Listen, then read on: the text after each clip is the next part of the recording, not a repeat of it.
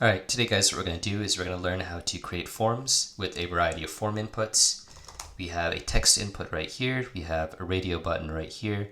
We have checkboxes right here. We have a scale input right here, Dropdown, date picker, and just a text box right here. So we can click submit, and then in this application, we'll just be displaying the information in the terminal that we've typed in. But in reality, in your own applications, you can do whatever you want with this text once you have it. So this is meant to simulate a really simple flight reservation app. Let's go ahead and let's get started. So the first thing we want to do is we want to type in we want to import all libraries from Tkinter. So you want to say from Tkinter import. I'm just going to expand this here a bit. Import pretty much every library. We're also going to import from Tcalendar. So we're going to use a library called Tcalendar and import a widget called date entry. Now I've already installed this on my computer, but if you haven't installed this, which you most likely haven't, you can install it using pip install Tkcalendar.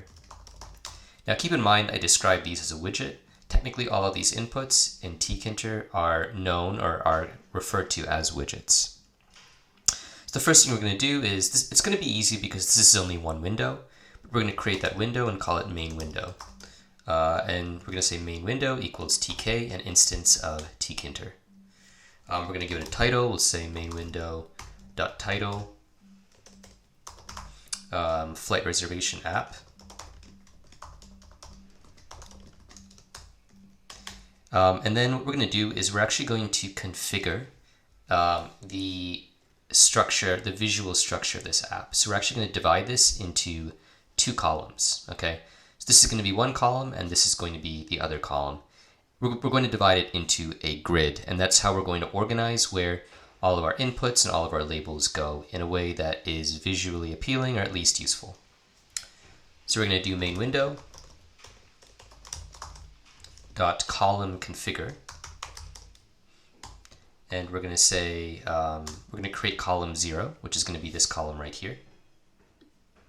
We're going to give it a weight of 1. And then we're going to create a second column. We're going to call that column 1. And we're going to give that a weight of 1. So this is column 0 and this is column 1. And this weight just tells us that these two are going to be the same size as each other. So they're going to be the same proportion to each other, in this case just the same size. They're going to divide our user interface into 1/2. And then we'll have a series of rows that we'll be working with here, which aren't specified in this code. So the first thing we want to do is create our name input right here, okay? So we're going to say name label equals label, taking in our main window as input. And then we're going to give it a text name. Now, this is actually fairly simple. And right now, we're not going to see how we will get the input from these widgets, but we'll see that at the end of our code. So we're going to do that.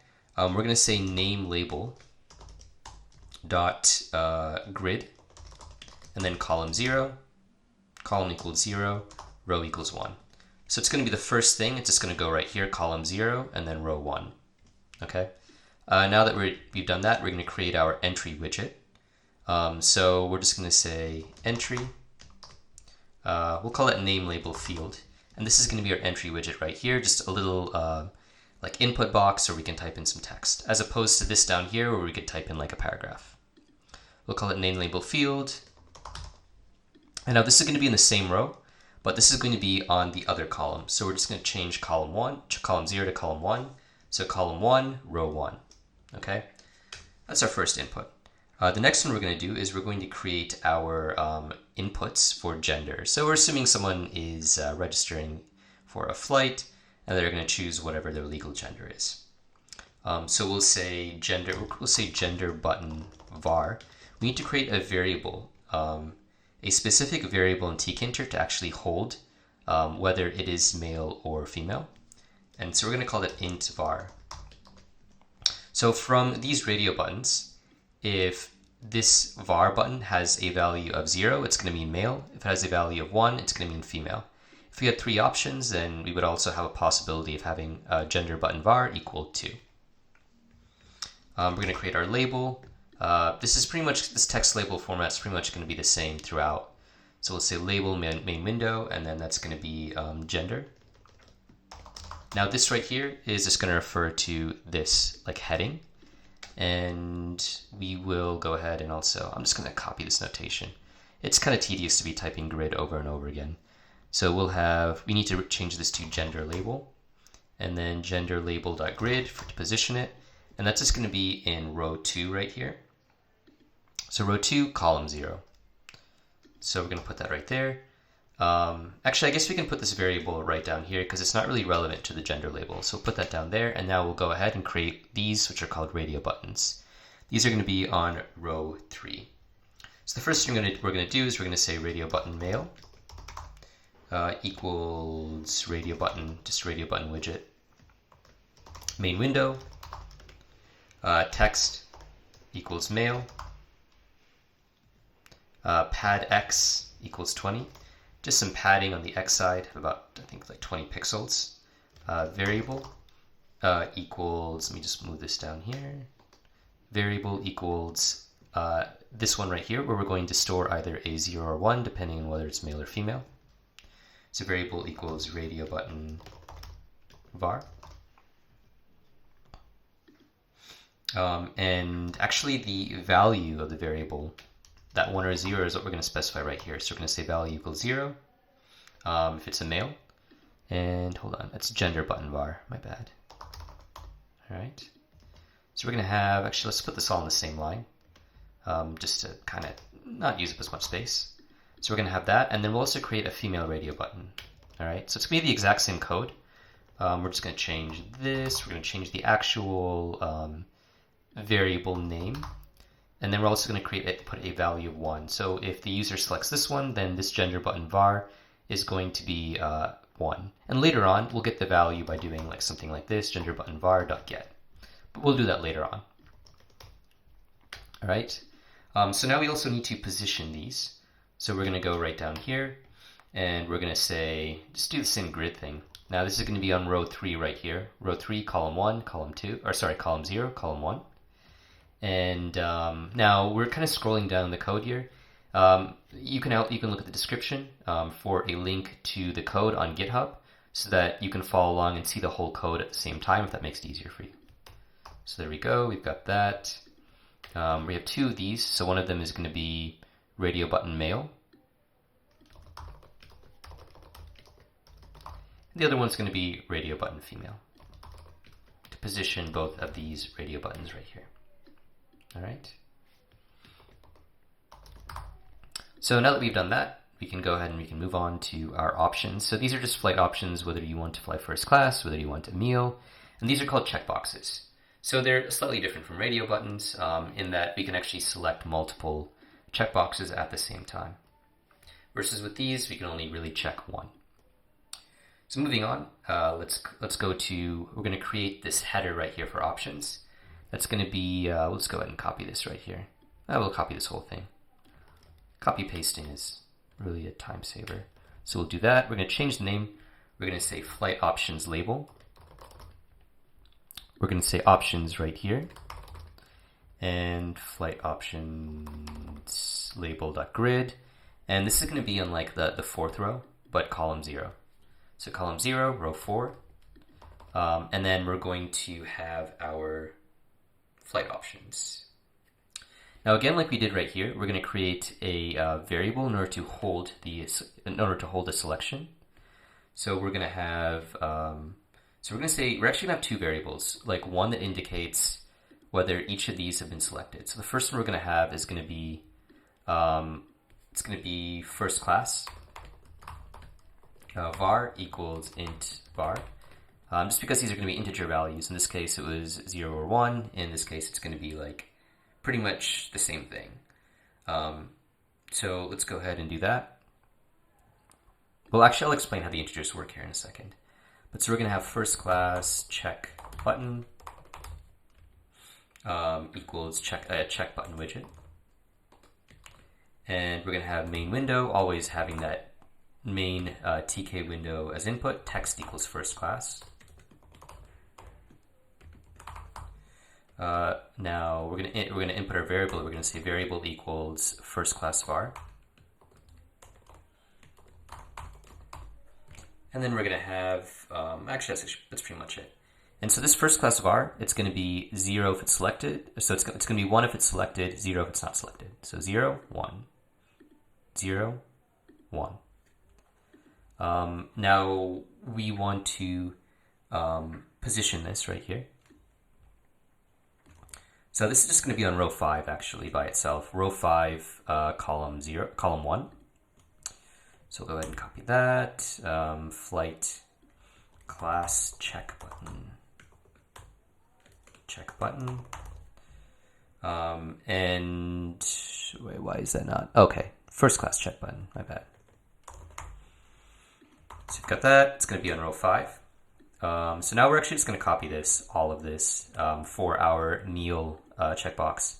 So we'll just say meal var, meal check button, meal, text equals meal. So this is just whether you want to eat a meal on the flight.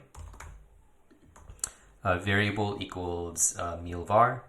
And again, this is going to have a value of 0 if it's not selected, and a value of 1 if it is selected. And then we'll say meal check button, row 6 right here. So that's going to be row 6. Sorry, this should be column 1 actually. These should both be column 1 because these are going to be on this side, which is column 1. Okay, cool. So we've got that out of the way. Now we want to create this scale button right here, which we can move around in order to allow the user to select the weight of their luggage. Now, like in reality, I don't know if this is the most user-friendly, but it's good to be able to see this input in action. There are definitely applications for it. So let's create our luggage weight label real quick. Now we're going sequentially in terms of row number, right? So we're at row 6 right here. So this one is going to be here on row 7. So we'll say luggage label. Text is going to be luggage weight.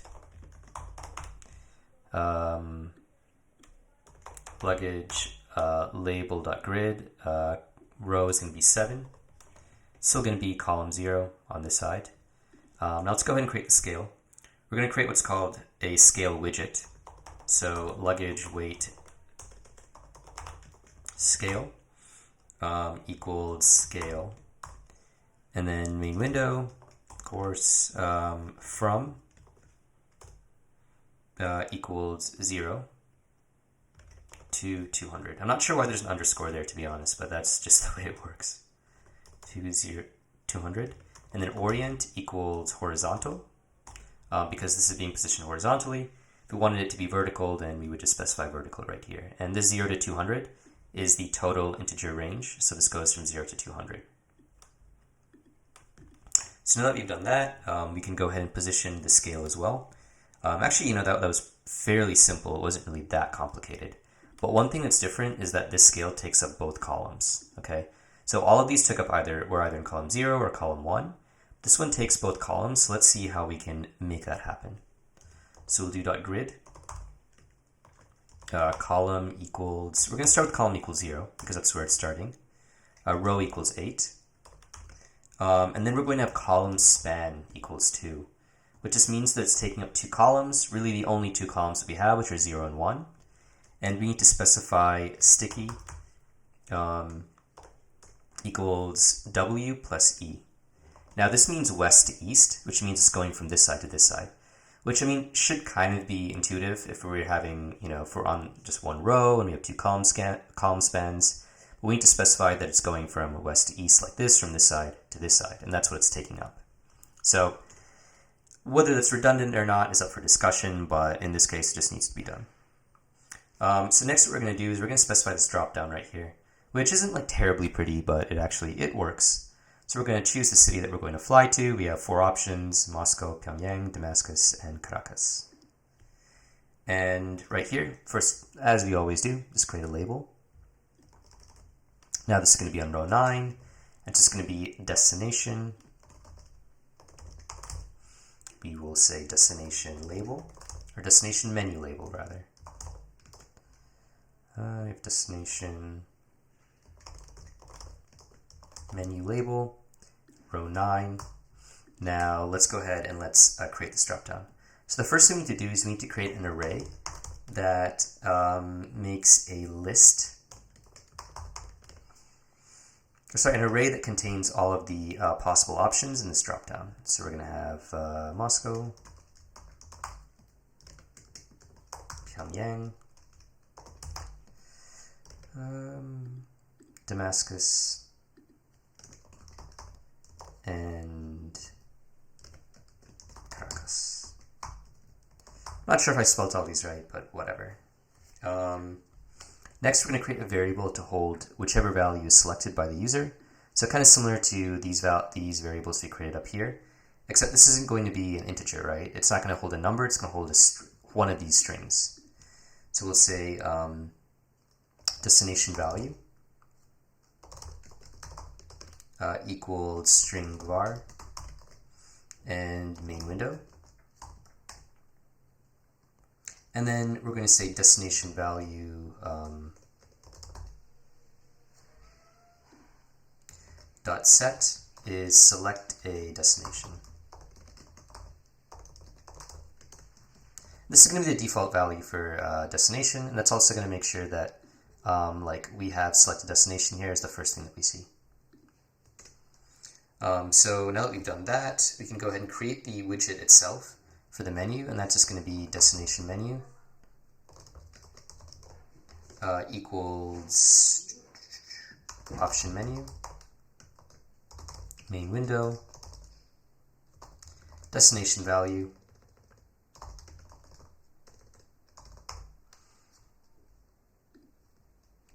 and we're going to have a reference to our destination list, and that reference is going to take the form of a star. It's basically giving us the address, the address in memory of destination list, but not the array itself. Why it works that way, like why it was done that way, I don't know, but that is the way that you do it. Also here it's a bit strange because in the other widgets we had to say like we had some sort of like like variable equals first class of var. So we had some sort of like parameter that we had to set equal to, but here we're just inputting destination value, the variable we're going to use, and we're moving on. Yeah, it's kind of like sometimes there's this lack of consistency in Tkinter that is one of the reasons why I prefer to use PySimple GUI, but whatever. All right, so now we're going to have destination menu. So we're just going to do the grid thing again, and this is going to take up both rows. So it's basically going to look the same, except the row is going to be different. So we have this. Let's see how we want to do this. Yeah, so this is going to be row. We've got column span equals 2. So we're going to have column equals 0. And we're going to say row 11, I think, for this one. No, actually, this should be row 10. Because we just had our label right here at row 9. So it's going to be row 10. Same format. We need to change this to destination menu right here. And we're good to go. Now we've done that. That's taking up both rows. Let's go to departure date. This is the one that's going to make use of that tcalendar library that we imported, and specifically a date entry widget.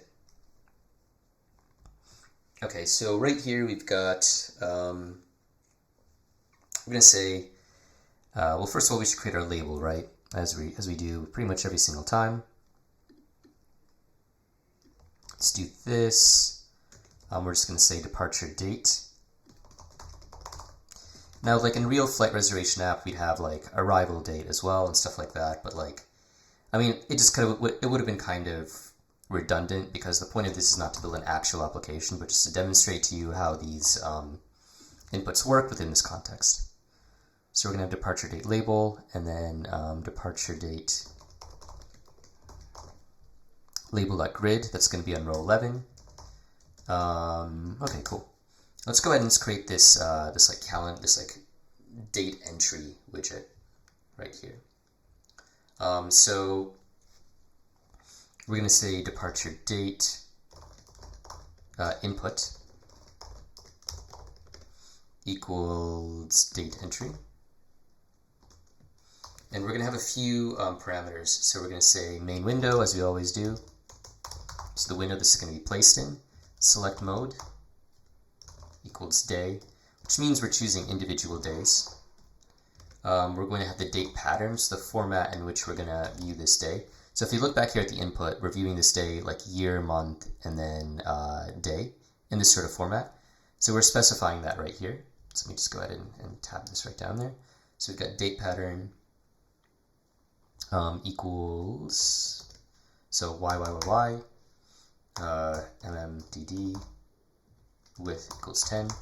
I think it's pretty similar to the kind of like patterns that are used just for regular specifying dates in Python in general with like date time. So that's actually it. The width, I mean, that's just going to specify like how, like its size. So now we've got departure date.input. We're going to do our grid thing. Actually, we should just copy paste this because it's, actually, no, let's just do this. Because it is just really on column 0. So just right here, column 0, row 12, I believe. Or row 13 at this point.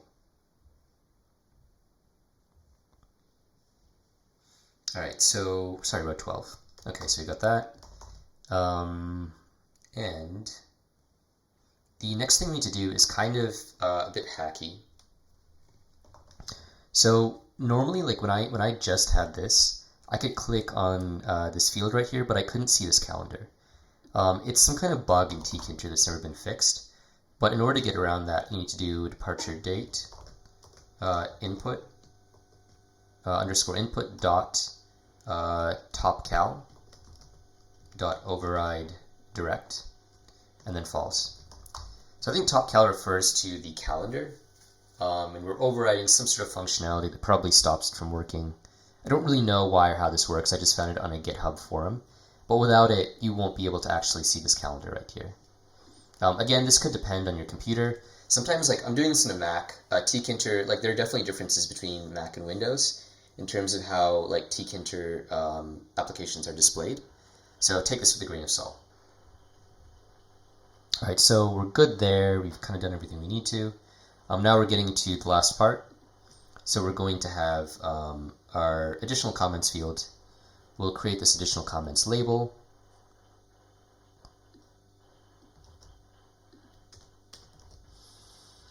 So we'll say additional comments label equals additional comments. Position this, that should be on, by this point.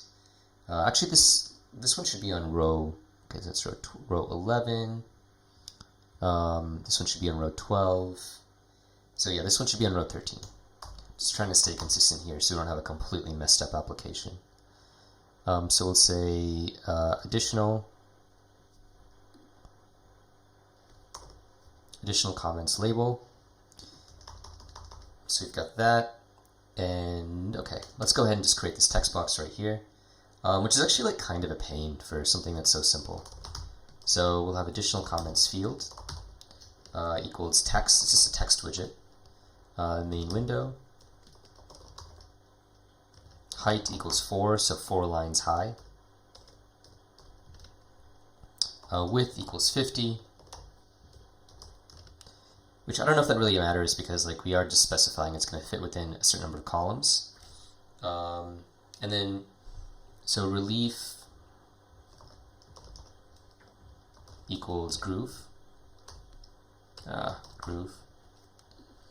And we actually have another option we need to use, so that's going to be, border width equals 2. That's just referring to this border we can see around the text box. Now that we've got that, we can do additional comments field dot grid, and then column equals 0, row equals 16. And this is like kind of the weird, so we're going to say column span equals 2. Again, it's kind of weird because we're specifying the width here, but we're still just making sure that takes up both columns, which is like a little bit redundant again, but whatever. Then we're also going to specify row span. We're going to say row span equals 3. So in reality, it's actually taking like 3 rows instead of just this height of 4. And then we're going to have sticky. I'll just go ahead and put this right down here. sticky equals W plus E, because we're going from this side to this side. So it's really this grid, so our grid specification where we're saying like how big this is going to be. All right, and that's pretty much it for our inputs. Like now what we want to do is we want to create this submit button, and then on submit, get all the information from all of these inputs, which is really how we make this useful. Otherwise, it's just like something visual. It's like just like a mock-up. So we're going to say, so this is row 16. Okay, we've got an error right here before we move on. What is that? Comma. Oh, we need a comma right here. All right, cool. Okay, moving on.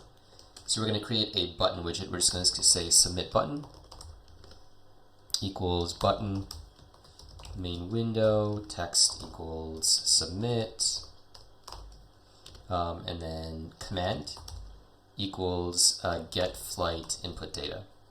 So it's in this get flight input data function that we're going to collect all of the data from our different fields right here. All right. So we're going to do that. We're going to just do submit button.grid,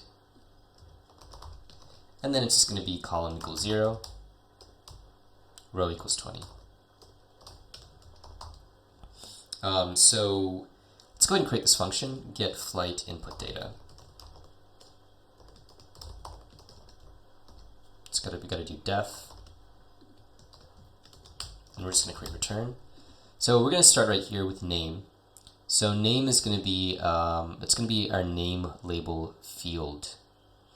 I think I just want to rename this as name field because that makes just a bit more sense. I don't know. I mean, like the label is just a label. So we're going to do right here print name field dot get. So that name field is directly corresponding to this name field, which we've created right here. Next thing we want to do is get gender. So we're going to say gender button var. So we're actually going to have to create an if statement right here. So we're going to say if gender button var dot get is equal to 0, print male. If elif gender button var dot get equals 1, then print female. And we actually specify those integer values right here. So we've gotten that. Okay, actually, yeah, it should be gender button var. We named this radio button, but still, we're using the gender button var variable right here. So now that we've done that, we can go ahead and we can go to our first class and our first class and meal var.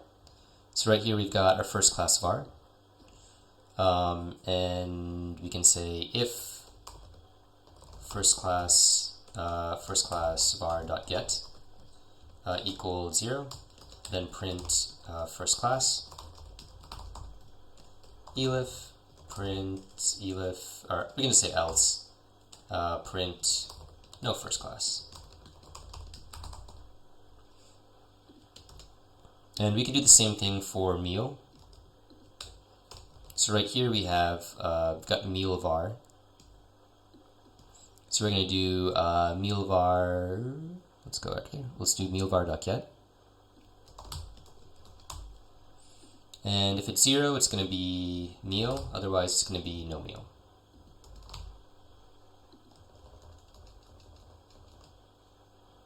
So hold on a sec. We did make a mistake here.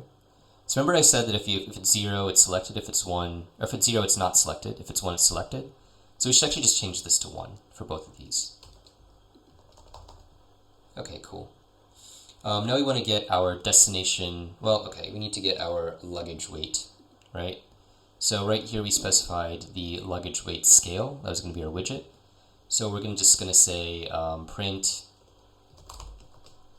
luggage weight scale.get. That's pretty simple. Next we've got our destination. So right here we have the destination value variable that's going to hold whatever we select. So we're going to say print destination value dot get. Right here, we can actually let's just create some labels so it's easy to see like what all this means. So name, we can say gender,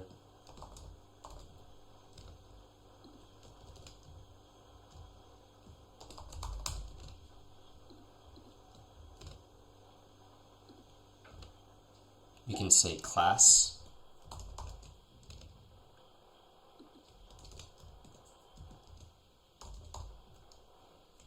just to make it easier for us to understand what's going on. Then we can say meal,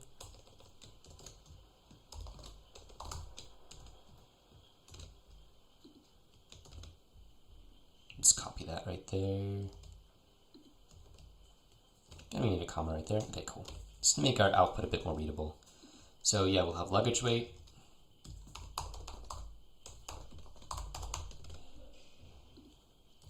and let's say destination. Cool. All right.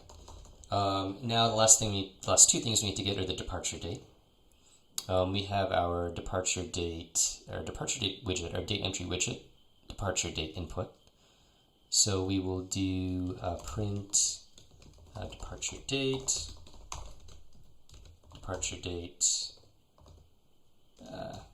input.get. And lastly, this one is actually, sorry, we got to put get date for this one. Not really sure why it's that different, but that's what it is. And then we're going to have just comments. This one's a little bit weird. We need to do additional comments field dot get, and we need to have our first parameter as 1.0, which means like row 1, character 0. That just means that's where we're going to start. Like we're just going to start taking text from row 1, character 0 right here. And then we're going to go until the end. So even if there is like a bunch of empty text here, we're still going to be printing that out. So last thing we need to do is main button, or main window, dot main loop, just to make sure that all of this works. All right, so we're going to close this demo app, and we're going to see whether this is going to work or not, and fix any errors that may be there. So we got a terminal. Okay, so far so good, except we're missing this female radio button here, or missing the male radio button, and we're missing our departure widget. Let's go see what it is. So right here, okay, we've got radio button male dot grid column 0 row. Oh, these are in the exact same position. So this one needs to be in column 1. So they need to be in different columns, otherwise they'd be overlapping each other. So that's this one that should be fixed. Let's go see what's up with the departure date. So we got departure date menu. We got destination menu, departure date grid. Okay, so right here we have label when we should have input. So we didn't actually position the input at all, which means it didn't show up. Let's go ahead and save that, and let's try again. Okay, cool. Now we got everything we need. Let's go ahead and like type in some input and just see what happens. So we'll choose female, we'll choose first class and meal. We'll choose our luggage weight here, Pyongyang. Okay, and some comments, and we'll submit. So right here we have name equals submit, gender female, class first class, meal, yes there's a meal, luggage weight is 106, our destination, date, and comments. So that's pretty much it. Remember, you can see a link to the code in the description and follow along. If you want to see more tutorials like this, please remember to like and subscribe. Have a nice day.